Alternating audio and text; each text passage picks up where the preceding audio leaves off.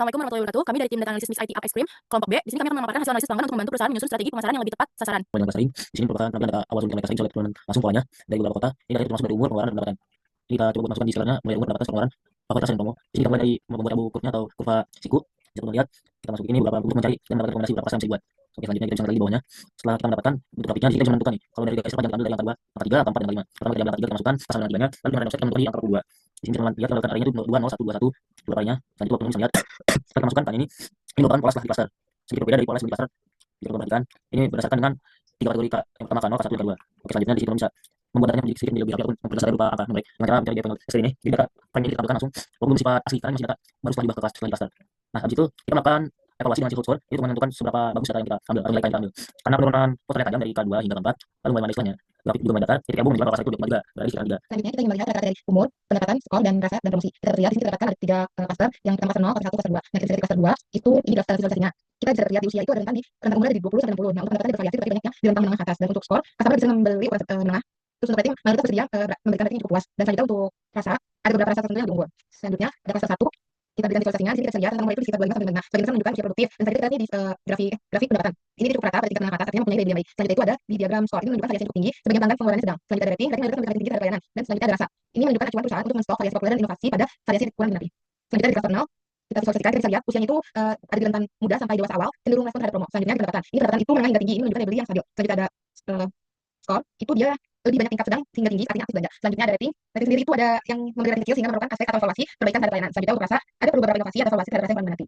Selanjutnya kita bisa hitung proporsi tiap cluster, di mana kita bisa dapat nilai itu ada di 18,2, di cluster 1 itu ada 4,8, di cluster 2 ada 37. Selanjutnya akan dilanjutkan oleh Naswa. Ya, selanjutnya adalah membuat pajak yang menunjukkan pasar pelanggan. Ini kesimpulan itu, fase 1 dominasi sekitar 44,8%, memiliki persentase customer terbanyak. Fase kedua berada di posisi 2, 37%, mencakup lebih dari sepertiga customer. Fase 0 paling sedikit, yaitu 18,2%, kelompok dengan jumlah customer paling sedikit. Fokus utama strategi dapat diarahkan ke fase 1 dibanding dominan. Fase 2 dapat menjadi fase sekunder dengan pendekatan personalisasi. Fase 0 bisa dianalisis lebih dalam untuk mengetahui apakah mereka memiliki kebutuhan atau membutuhkan strategi khusus untuk meningkatkan engagement. Selanjutnya, kita cek jumlah pelanggan per cluster, yaitu fase 1 86, fase 2 71, dan fase 0 35. Selanjutnya adalah visualisasi cluster pelanggan di IT Up. Itu menghasilkan karakteristik tiap fase. Fase 0 pelanggan muda dengan pendapatan sedang dan frekuensi beli cukup tinggi. Fase 1 pelanggan dewasa dengan pengeluaran lebih rendah. Fase 2 pelanggan muda menengah dengan pendapatan tinggi dan pengeluaran besar. Selanjutnya, penampilan data pelanggan berdasarkan klasternya. Fase 0 didominasi oleh pelanggan dewasa muda usia antara 27 hingga 46 tahun dengan pendapatan bulan menengah. Fase 1 dihuni oleh pelanggan dengan usia 21 hingga 51 tahun. Fase 2 terdiri atas pelanggan berusia muda hingga dewasa awal 19 sampai 49 tahun. Akan dilanjutkan oleh Dania. Baik, selanjutnya clustering berdasarkan kategori. Dapat kita lihat visualisasinya berdasarkan jenis kelamin, kota, dan hari favorit. Cluster 0 terdiri dari pelanggan dengan komposisi jenis kelamin dan kota yang relatif seimbang, sehingga tidak ada kecenderungan yang menonjol terhadap kelompok tertentu. Cluster 2 didominasi oleh pelanggan laki-laki yang berasal dari Jakarta dan cenderung aktif berbelanja pada hari Jumat. Cluster 2 sebagian besar merupakan pelanggan perempuan dari Depok yang lebih sering berbelanja pada akhir pekan. Selanjutnya clustering berdasarkan numerik. Dapat dilihat visualisasinya berdasarkan umur, pendapatan per bulan, skor pengeluaran, dan menikah, promo, dan five flavor.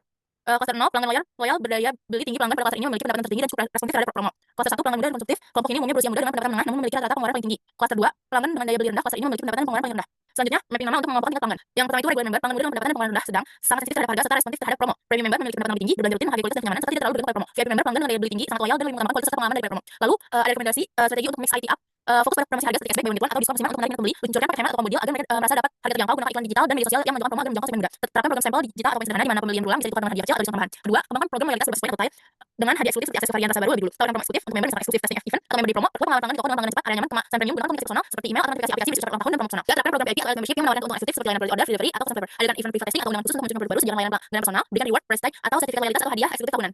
Sekian pemaparan hasil analisis kami. Mohon maaf apabila ada kesalahan kata. Wassalamualaikum warahmatullahi wabarakatuh.